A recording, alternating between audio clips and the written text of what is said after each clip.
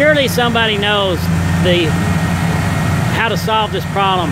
When I had my auto repair shop, I had several of these Thunderbirds and Mercury Cougars with a 351 automatic that I rebuilt the carburetor on, and they had this mysterious vacuum leak that I never could seem to fix.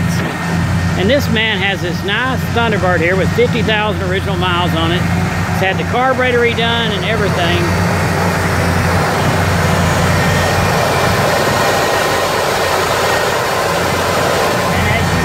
And as you can tell, it's kind of got to be idled up a little bit to stay running.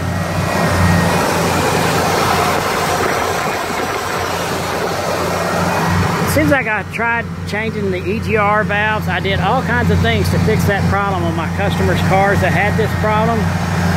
Has anybody out there in YouTube land encountered this problem on a 351 modified Ford with a 2-barrel and figured out how to solve it?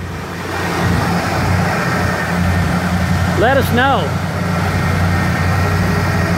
This has bothered me for 20 years. With some of my good customers, I never could fix their car. Such a straightforward, basic, good car. No computer.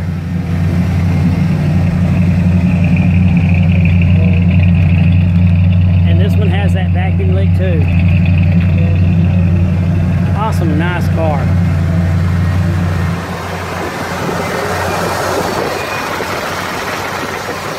Hey, thanks for watching, and let us know what you did. Thanks.